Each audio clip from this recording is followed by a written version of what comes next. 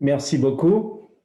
Chers amis, bonsoir. C'est bonsoir chez vous, mais c'est bonjour chez moi. C'est très tôt ici, mais le Seigneur nous unit donc dans la parole. Et j'ai bien apprécié la participation, les chants, la prière et tout. Merci beaucoup.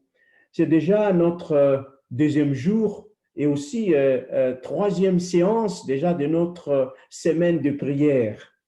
Nous remercions les Seigneurs pour ce moment de rafraîchissement spirituel. J'ai beaucoup apprécié la manière dont vous avez organisé les programmes hier et même aujourd'hui, et j'étais richement béni par votre participation. Chers amis, nous avons parlé hier de notre statut, de notre identité. Dieu nous a créés pour être ses enfants.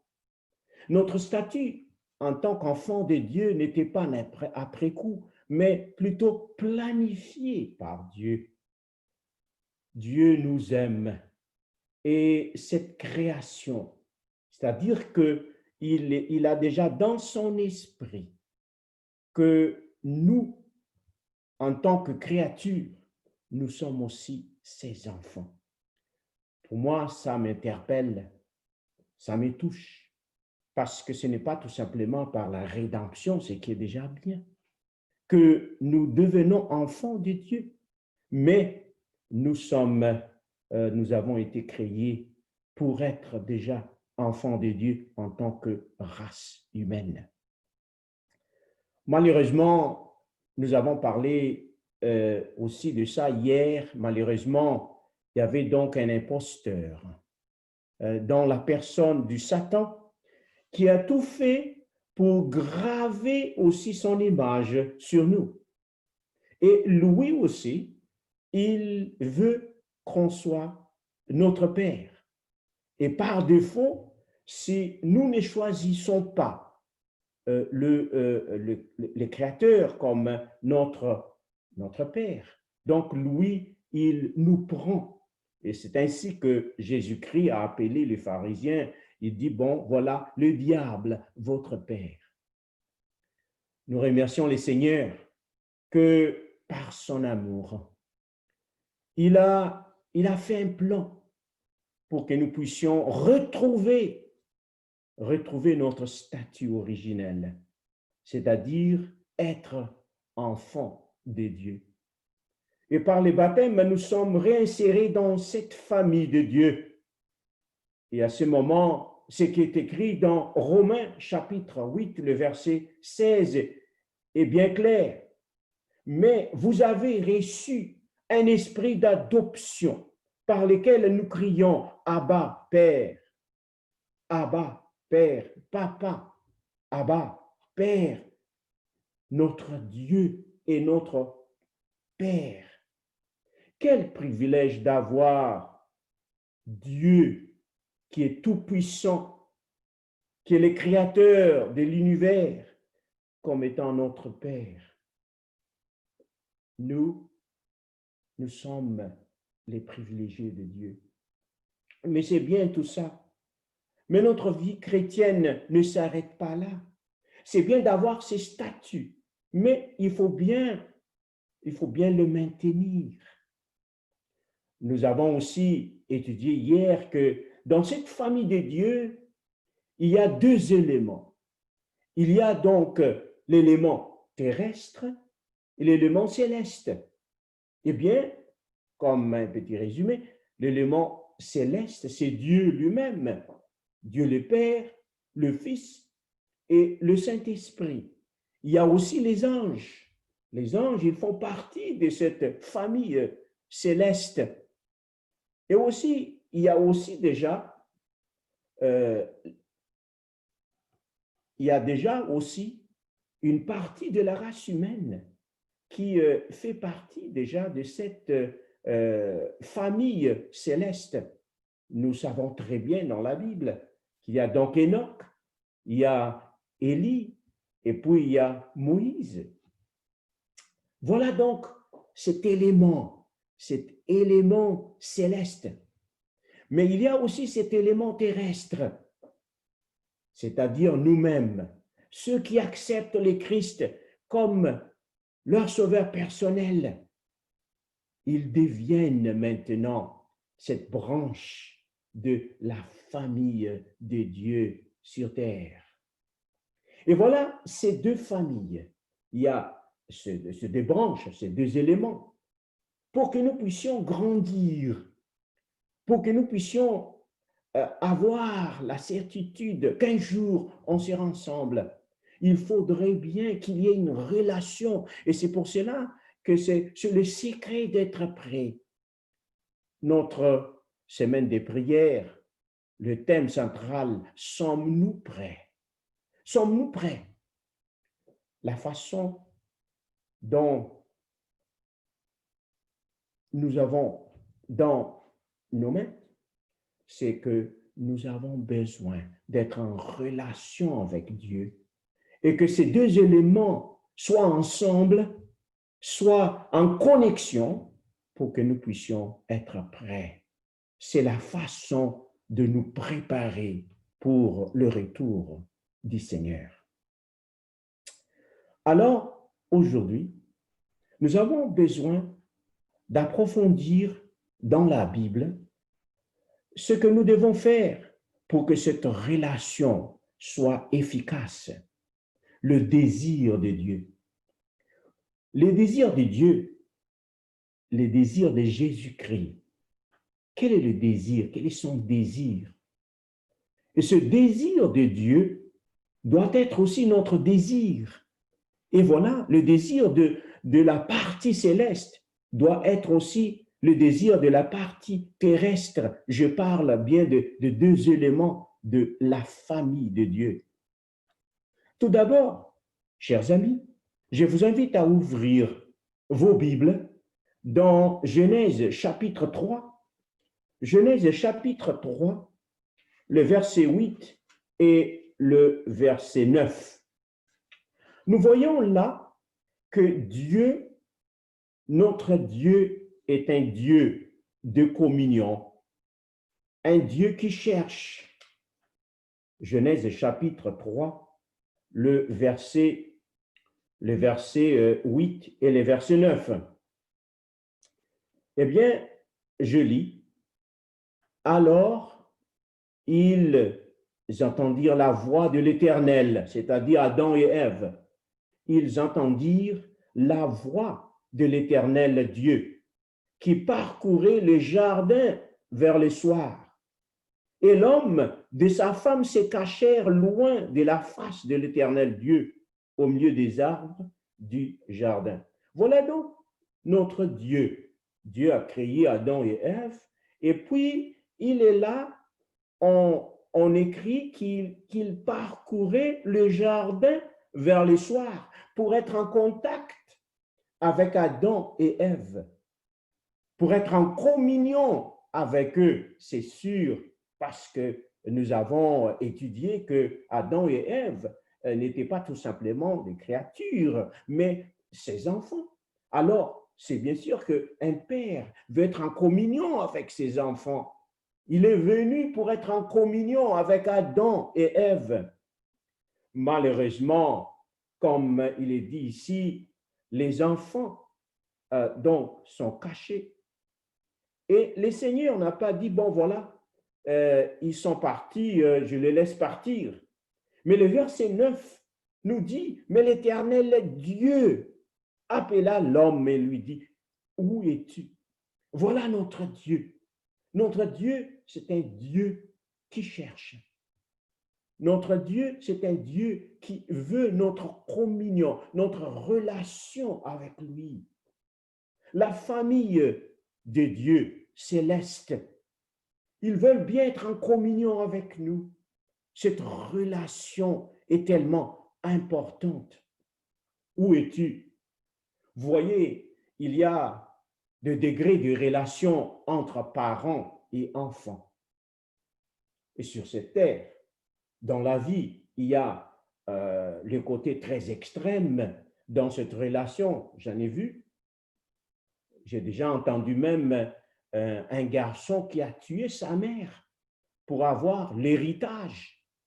Donc ça, c'est une relation très rare, mais ça existe entre parents et enfants. Ça, c'est un degré extrême, mais ça existe malheureusement. Mais il y a aussi ce degré qu'il n'y a pas de relation entre parents et enfants. Ça existe aussi. Bon, sont parents-enfants, mais il n'y a pas de relation, pas de contact, pas de connexion. Mais il y a aussi ceux qui ont une relation avec leurs parents, mais très superficielle. Cette relation est superficielle et voire fragile. Malheureusement, c'est courant.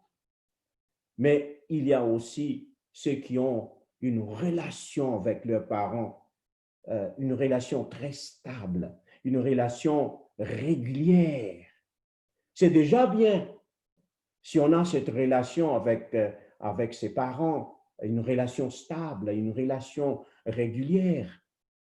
Mais la relation, cette communion que Dieu veut, qui existe entre nous et lui-même, est plus qu'une relation stable, une relation régulière. Il veut plus que cela. Jésus, notre frère, il veut avoir une communion plus que cela.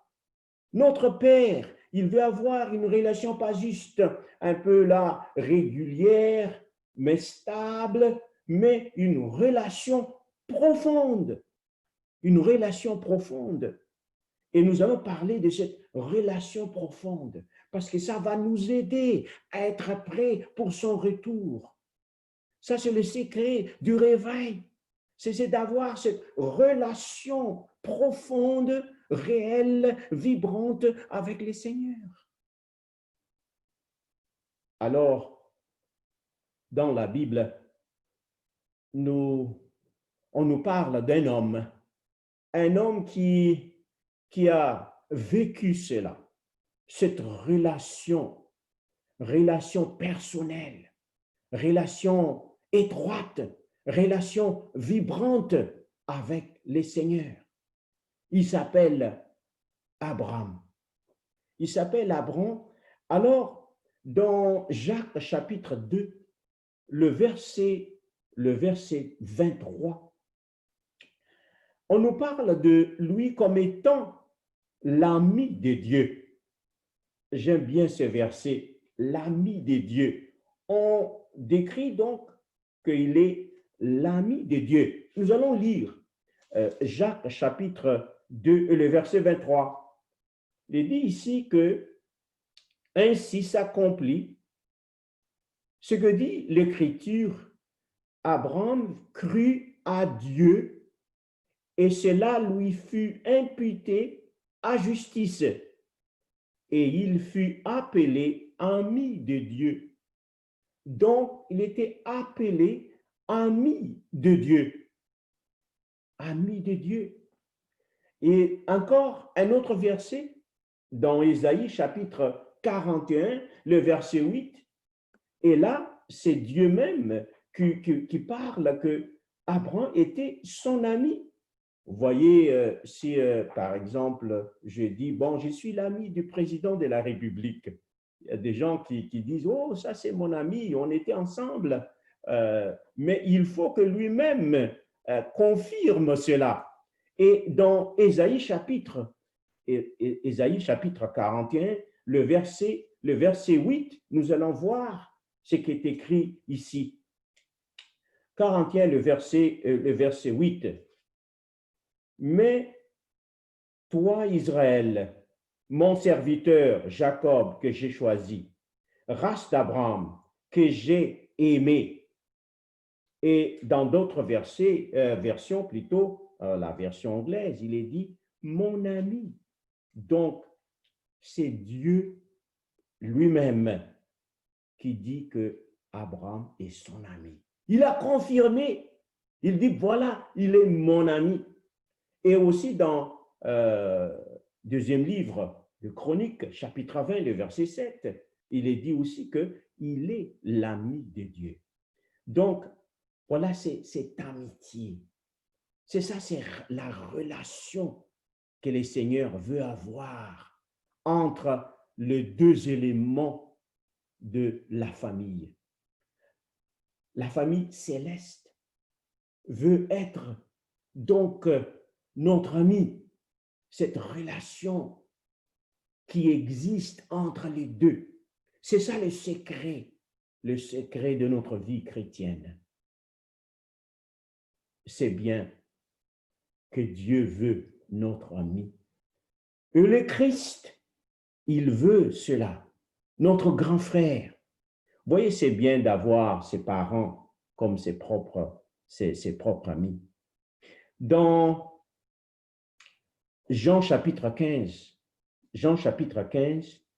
il est dit que le Christ, il a parlé donc à ses disciples et il a manifesté le désir et son plan pour le disciple et aussi qui est aussi appliqué à nous-mêmes.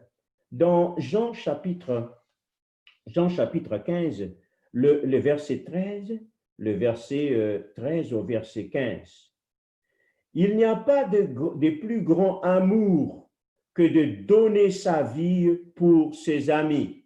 Donc, le Christ a décrit ici, a défini en quelque sorte l'amitié. Il dit, il n'y a pas de plus grand amour que de donner sa vie pour ses amis. Alors, il a dit, vous êtes mes amis. Vous n'êtes pas tout simplement mes disciples, ce qui est bien déjà. Vous n'êtes pas tout simplement mes serviteurs. C'est déjà bien, étant serviteur de l'Éternel, étant donc enfant de notre Père. Mais il dit que vous êtes mes amis si vous faites ce que je vous demande, je vous commande. Et le verset 15 nous dit, je ne vous appelle plus serviteur, parce que le serviteur ne sait pas ce qui fait son maître. Mais je vous ai appelé ami parce que vous ai fait connaître tout ce que j'ai appris de mon Père. Ça, c'est le désir de notre Sauveur Jésus-Christ. Ce n'est pas tout simplement être donc ami, pas tout simplement être serviteur, excusez-moi, mais il veut que nous soyons ses amis. Avoir cette relation étroite, réelle, vibrante avec le Seigneur. C'est ça le secret de notre vie chrétienne. C'est ainsi que nous nous préparons pour les ciels. C'est d'être donc l'ami de Dieu.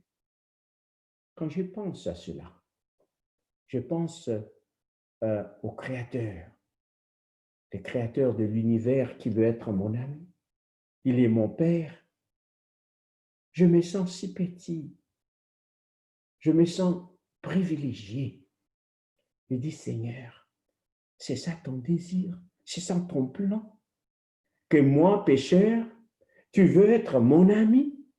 Mais c'est vrai, la Bible le dit clairement. C'est ça le désir de Dieu, c'est d'avoir cette communion avec nous. Malheureusement, c'est nous qui ne sommes pas en quelque sorte fidèles à cette relation. Mais nous avons besoin de faire quelque chose pour que nous puissions avoir cette relation avec le Seigneur, cette relation d'amitié. Je vous ai parlé de mon père. Ah bon, il n'est plus là, mais les souvenirs sont toujours là. Alors, je sais très bien qu'à travers lui, je comprends plus ce que la Bible nous dit. Mon père, lui, il a tout fait pour que je devienne son ami. Et quand on est ensemble, on passe beaucoup de temps à parler. Il y a cette communion. Il n'était pas tout simplement mon père, mais il était mon ami. Et je vois que le Seigneur veut avoir cette relation aussi d'amitié avec nous. Il est notre Père, bien sûr, on doit lui obéir, le respecter, craindre même d'une façon en tant que Père. Mais il y a cette relation d'amitié qu'il veut établir entre vous et moi, entre son Église et lui-même, entre son peuple et lui-même, entre vous personnellement et moi-même personnellement. Donc, le Seigneur veut avoir cette relation d'amitié, relation étroite. La question se pose, comment est notre relation avec lui? Est-ce que c'est fragile? Est-ce que c'est superficiel? Ou bien c'est stable? C'est profonde? Ou bien c'est vraiment, il est notre ami suprême. C'est lui qui est notre ami. Alors que nous passons par des problèmes, des difficultés, chers frères et sœurs, chers amis, c'est bien de connaître que nous avons un ami. Nous avons Dieu comme notre ami. Voyez, un ami est là dans les problèmes, dans des difficultés. Il ne nous abandonne pas. Même les amis sur cette terre. Mais à plus forte raison, notre Père céleste, qui est aussi notre ami. Abraham a fait cette expérience. Et voilà, c'est ainsi qu'il est même le Père de notre foi.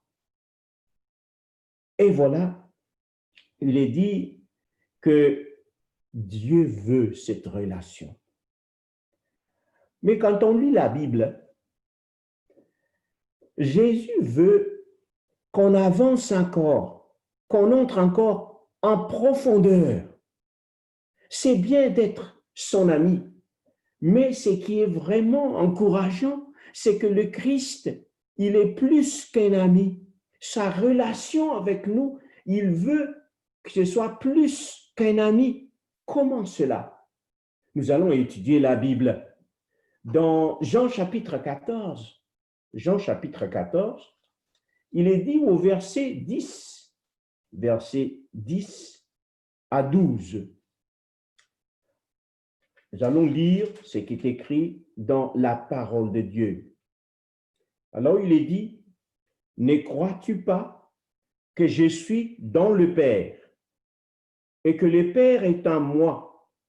Les paroles que je vous dis, je ne les dis pas de moi-même, et le Père qui demeure en moi, c'est lui qui fait les œuvres. Voilà donc, il nous a montré sa relation avec son Père. C'est-à-dire qu'il dit que mon Père demeure en moi. Il est en moi.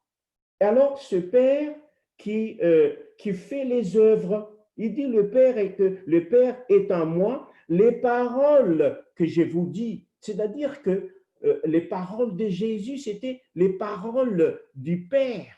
Donc, demeurer, c'est ça, l'autre étape. Amitié, c'est bien, mais il veut même avancer plus que cela. Il veut demeurer comme sa relation qui existe entre lui et son Père. Voilà, le Père, donc, demeurer en lui. Et voilà, le verset 10, je relis. Ne crois-tu pas que je suis dans le Père et que le Père est en moi? C'est cette communion étroite. Alors il est dit au verset, les paroles que je vous dis, je ne les ai pas dites de moi-même. Et le Père qui demeure en moi, c'est lui qui fait les œuvres. Donc c'est une communion vraiment étroite. Et voilà la bonne nouvelle, chers amis, le verset 11. Croyez-moi et je suis dans le Père et le Père est en moi. Croyez du moins à cause de ses œuvres. Et le verset 12 nous dit que cette relation, il veut l'avoir avec nous. Alors il est dit en vérité, lorsque le Christ voudrait vraiment insister sur quelque chose, il dit en vérité. Il dit en vérité, je vous le dis, celui qui croit en moi fera aussi les œuvres que j'ai faites, et il en fera de plus grandes parce que je m'en vais au Père. Et le verset 13, et tout ce que vous demanderez en mon nom, je le ferai afin que le Père soit glorifié dans le Fils. Alors, le Christ veut demeurer dans nos cœurs. Il n'est pas tout simplement là comme étant notre ami, notre sauveur. C'est bon. Mais lui, il veut avoir plus que cela. Il veut demeurer dans nos cœurs. Et l'apôtre Paul a compris cela. Et lui, il a déjà vécu cette expérience. Et ça doit être notre expérience aussi. Alors, dans Galates chapitre 2 et le verset 20, il est dit, le verset 20, j'ai été crucifié avec Christ. Et si je vis, ce n'est plus moi qui vis, c'est Christ qui vit en moi. Si je vis maintenant dans la chair, je vis dans la foi au Fils de Dieu qui m'a aimé et qui s'est livré lui-même pour moi. Voilà donc, j'ai été crucifié avec Christ. Et si je vis, ce n'est plus moi qui vis, c'est le Christ qui vit en moi. Voilà, c'est la relation qu'il veut établir. Et l'apôtre Paul, donc, a vécu cela. Alors, il a pu, ça c'est son témoignage personnel. Lorsqu'il a écrit aux Galates, il a dit, vous voyez, ce n'est plus moi qui vis. Quand vous me voyez, ce n'est plus moi, c'est le Christ qui vit en moi. C'est exactement la même chose que le Christ a dit concernant sa relation avec son Père. Et voilà, c'est ça le plan de Dieu pour nous, pour vous et moi. C'est que exactement, on peut dire avec l'apôtre Paul, pour dire que ce n'est plus moi qui vis, mais c'est le Christ qui vit en moi, qui demeure en moi. Et c'est ça le plan de Dieu. C'est cette relation personnelle. Alors la question se pose. Qu'est-ce que nous devons faire pour que nous aussi, comme l'apôtre Paul, nous puissions dire, ce n'est plus moi qui vis, mais c'est le Christ qui vit en moi. Ça, c'est fantastique. Si on peut dire, c'est là que voilà, c'est le Christ qui vit en lui. Quand il parle, c'est la parole du Christ. Les œuvres qu'il est en train de faire, ce sont les œuvres du Christ. C'est ça le secret d'une vie victorieuse. Pensez un peu, si tous les chrétiens pouvaient faire ce témoignage personnel et que les gens même voient que vraiment, celui-là, ce n'est pas lui qui vit, c'est le Christ qui vit en lui. Quand il agit, c'est le Christ qui agit. Quand il parle, c'est Christ qui parle. Quand il pense, c'est Christ qui pense. Christ demeure dans nos cœurs. Ça me rappelle d'une expérience que j'ai lue concernant un pasteur. C'était en Corée du Sud. Alors, un jour, il y avait quelqu'un qui est venu le voir dans son église. Et cette personne ne croyait pas en Jésus encore, mais il a écouté la parole. C'est un homme, il a écouté la parole. Alors il a dit, après le culte, il dit, pasteur, j'ai une question à vous poser. Il dit, bon, allez-y, monsieur. il a dit, bon, j'ai bien écouté votre prédication, mais je voudrais bien savoir où se trouve l'adresse de Dieu, l'adresse physique de Dieu, parce que je voudrais aller là où il est. Alors, le pasteur, lui, il était en train de réfléchir. Quelle réponse que je veux dire, où se trouve l'adresse de Dieu? Alors, il a dit, écoute, je vais réfléchir. Si tu reviens la semaine prochaine, je vais te dire la réponse. Il dit, bon, d'accord. Et là, pendant la semaine, étant donné que cet homme, c'est un bouddhiste, alors il a dit, parce que lui, il voudrait très bien donner une réponse concrète. Il dit, où se trouve l'adresse de Dieu? Là, pendant la semaine, il est en train de prier pour donner une bonne réponse parce que il connaît très bien que si il donne une bonne réponse, donc ce monsieur va donner son cœur à Jésus. Et lorsqu'il a prié, le Saint-Esprit lui a donné une réponse. Il dit, bon, voilà, la réponse, c'est que tu vas lui donner. Et puis, les messieurs étaient retournés la semaine qui venait après. Il dit, bon, je suis là. Quelle est la réponse? Il dit, bon, voilà. Le pasteur lui dit, j'ai une réponse pour vous. L'adresse de Dieu. Il dit, c'est où? Où l'adresse de Dieu? Il dit, c'est dans mon cœur. L'adresse de Dieu, c'est dans mon cœur. Il demeure dans mon cœur. Voilà, le Christ veut demeurer dans nos cœurs. C'est ainsi qu'il frappe à la porte de nos cœurs, et qu'il veut y demeurer, pas tout simplement passer, mais il veut rester là. Le Christ, il veut demeurer dans nos cœurs. Mais la question se pose toujours, qu'est-ce que nous devons faire pour que cela se réalise dans notre vie? Le Christ a donné aussi l'exemple parce que il est venu pas tout simplement pour mourir pour nous, mais pour nous donner aussi l'exemple. Et dans Philippiens chapitre 2, le verset 5 au verset 7, il est dit, ayez en vous les sentiments qui étaient en Christ, lequel, existant en forme de Dieu, n'a point regardé comme une proie à arracher d'être égal avec Dieu, mais s'est dépouillé lui-même en prenant une forme de serviteur, en devenant semblable aux hommes et ayant paru comme un simple homme. Voilà le secret.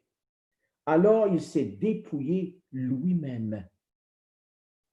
C'est se donner entièrement au Seigneur. Le Christ a vécu dans le cœur de Paul. Et il a donné ici les secrets. La réponse à la question pour que cette relation se manifeste en nous et que nous aussi, nous puissions dire ce témoignage personnel, ce n'est plus moi qui vis, mais c'est le Christ qui vit en moi. C'est que le moi doit mourir. Le moi. Vous voyez, ça c'est un problème. On aime trop les moi. Je suis. Vous voyez, moi, je suis. Voilà, le moi, c'est ça l'obstacle. Le moi. Alors l'apôtre Paul dit, ce n'est plus moi qui vis. Notre problème en général, c'est que notre moi est encore en vie. Alors, le grand moi, c'est-à-dire le Christ, il ne peut pas avoir de place dans nos cœurs. Alors, nous ne pouvons pas donner ces témoignages. Ce n'est plus moi qui vis parce que notre moi est encore en vie. Alors ce soir, chers amis, le moi doit mourir. On doit crucifier. C'est ça que l'apôtre Paul a dit. On doit crucifier. Il faut se donner entièrement au Seigneur.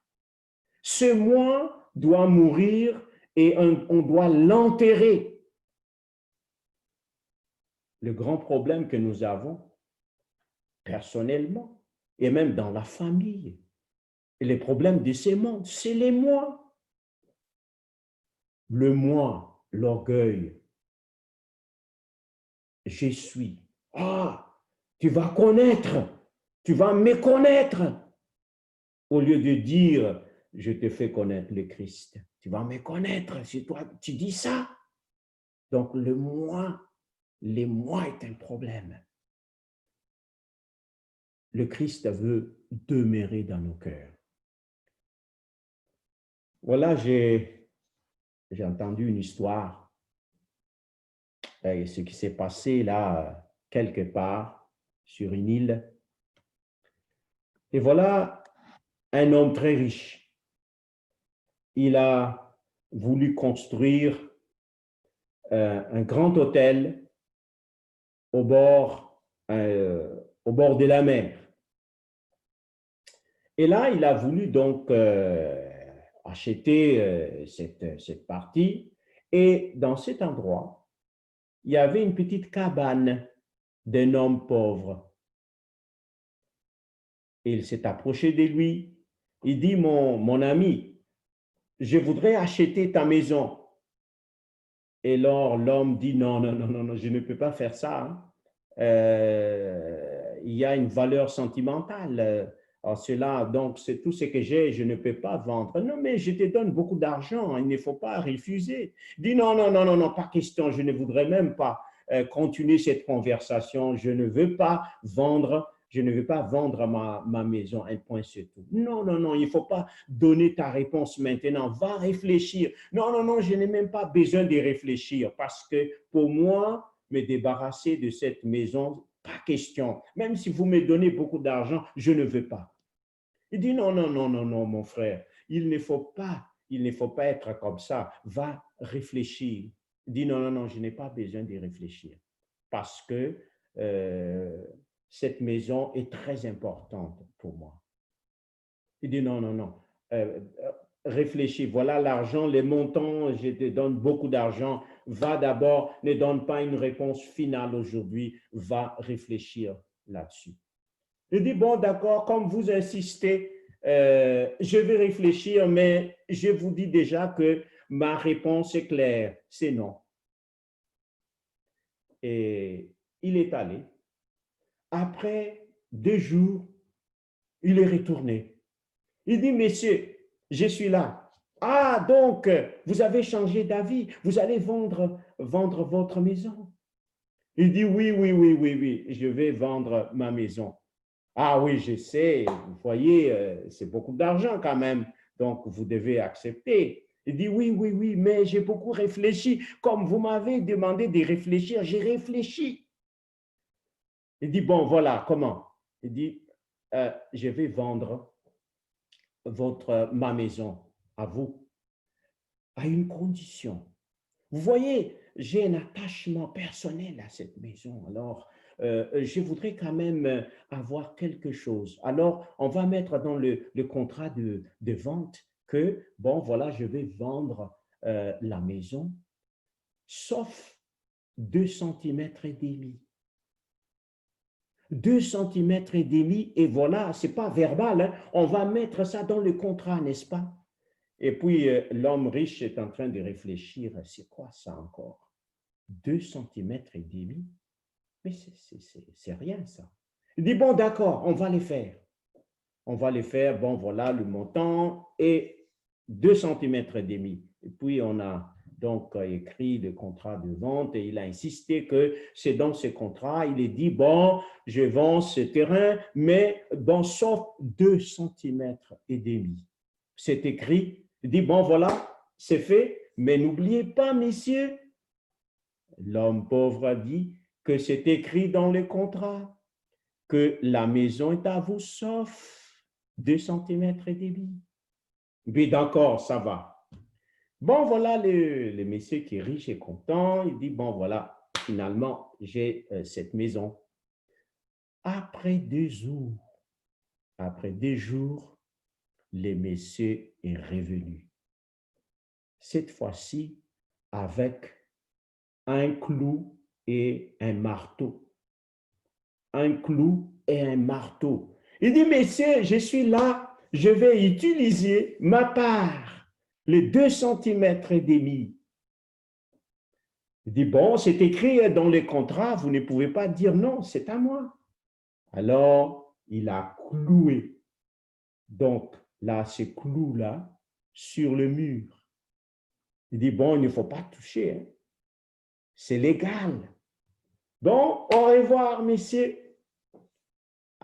Voilà les messieurs qui étaient en train déjà de réfléchir. C'est quoi tout ça? Après environ 2 jours, il est retourné, cette fois-ci avec un panier, un petit panier, entouré de cordes.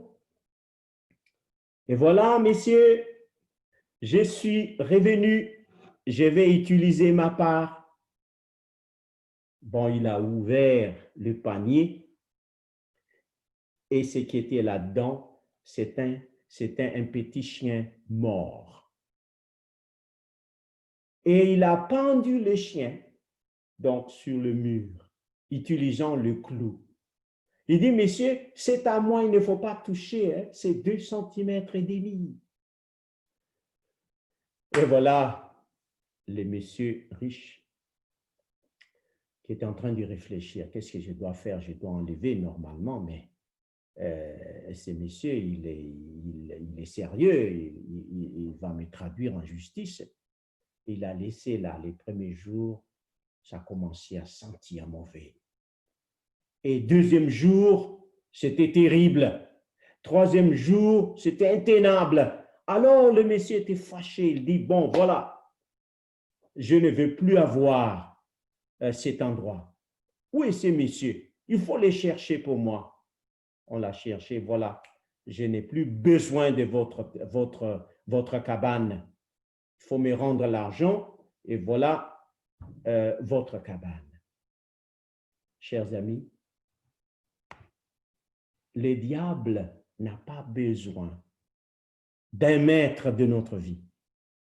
Il a tout simplement besoin de quelque peu de notre vie.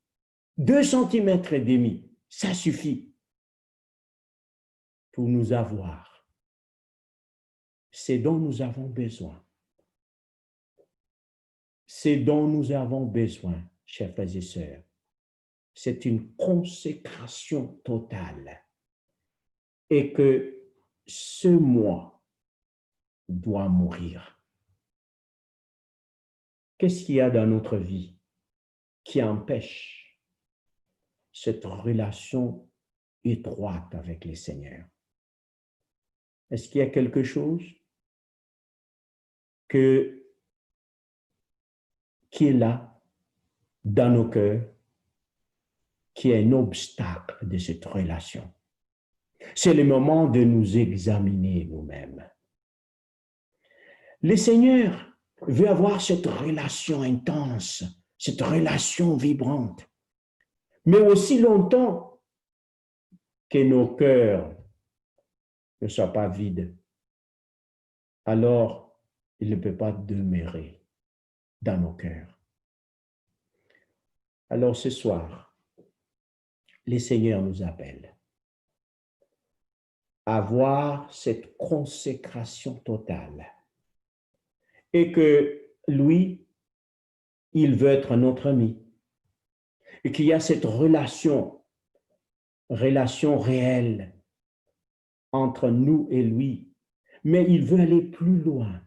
Il veut vivre dans nos cœurs, vivre sa vie dans nos cœurs. Mais nous avons besoin de nous consacrer entièrement au Seigneur. C'est le moment de tout donner. Voyez, ces confinements, ces virus est là.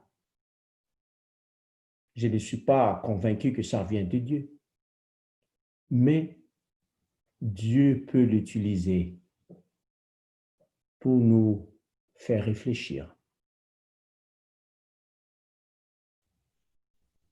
C'est à nous maintenant d'utiliser ces confinements d'une façon spéciale. C'est le moment de nous consacrer davantage au Seigneur. Est-ce qu'il y a encore 2,5 cm dans notre vie que quelque part on s'accroche, on ne veut pas lâcher? C'est le moment de lâcher, chers frères et sœurs. Il faut dire, oui Seigneur, j'ai compris. C'est le moment maintenant. C'est le moment de tout laisser. C'est le moment de tout consacrer. Et voilà que le moi doit mourir complètement. Et bien sûr que nous ne pouvons pas les faire par nous-mêmes, mais c'est à nous de prier et demander à Dieu, Seigneur, le moi est encore en vie. Je connais quand je parle, quand je pense, quand j'agis, il y a encore le moi. Seigneur, je demande pardon. Je veux que ce moi soit crucifié et que c'est toi qui vives en moi. Je voudrais bien avoir le témoignage de l'apôtre Paul. Ce n'est plus moi qui vis, mais c'est toi qui vis en moi. Et quand les gens regardent, ils ne voient pas moi-même, le moi, mais ils te voient. C'est ça le secret. C'est cette relation que le Seigneur veut avoir avec nous. C'est le moment, chers frères et sœurs, mes chers amis, de tout laisser tout entre les mains du Seigneur. C'est le moment d'une consécration totale. Alors, nous avons besoin de prier. Nous avons besoin de demander à Dieu de nous aider à avoir cette relation. Tout d'abord, relation entre nous et le Père, que nous aussi, on peut être décrit, appelé comme enfant de Dieu et ami de Dieu, mais que Jésus-Christ demeure dans nos cœurs. Ça, c'est notre désir. Ça, c'est mon désir ce soir. Dis Seigneur, je veux bien cela. Est-ce que aussi c'est votre décision? Il faut décider. Il faut se débarrasser de ces 2,5 cm que le diable veut utiliser pour nous détruire. Il faut tout laisser pour le Seigneur. Si telle est votre décision ce soir, est-ce que vous pouvez dire Amen? Amen. Eh bien, voilà. Amen. Amen.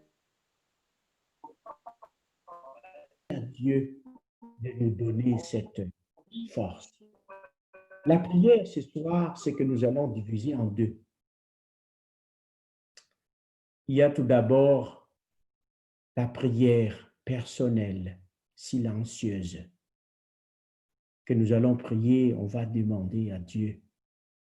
On réfléchit sur le message de ce soir et là où nous sommes, ceux qui peuvent se mettre à genoux, vous pouvez aussi rester assis, mais je voudrais bien qu'on prie, qu'on parle de cela personnellement avec notre Seigneur. Donc, prière silencieuse. Et après cela, je vais terminer par la prière à haute voix. Nous allons donc passer environ 1 minute et demie dans la prière personnelle. dans le silence, alors parlons à Dieu. Donnons-nous entièrement au Seigneur. C'est les moments, c'est les moments. Alors prions.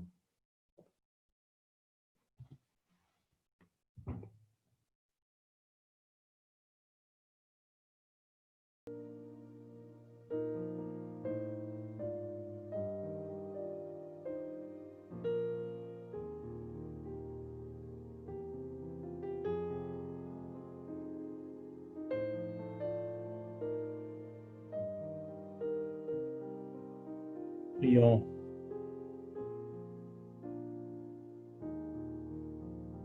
Notre Dieu, notre Père. Et voilà, nous sommes devant toi ce soir, avec nos faiblesses et nos manquements, avec le moi qui vit encore. Seigneur, tu veux bien devenir notre ami. Tu veux bien établir cette relation vivante, vibrante et réelle avec toi, mais bien de fois, c'est nous. C'est nous qui n'avons pas ce désir. Nous te demandons pardon, Seigneur. Mais ce soir, aide-nous à tout donner. Aide-nous, Seigneur, à tout consacrer à toi.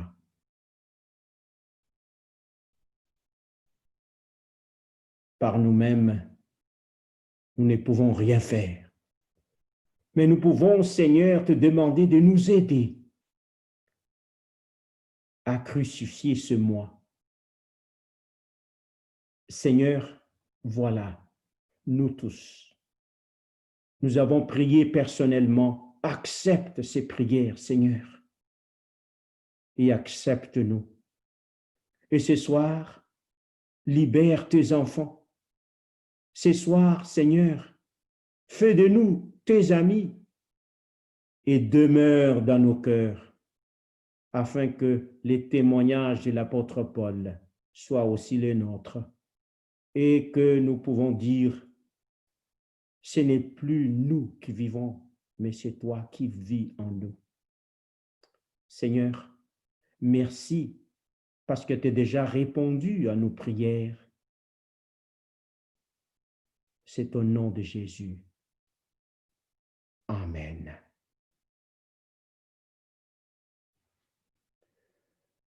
Eh bien, chers amis, c'est vraiment un grand privilège d'être ensemble.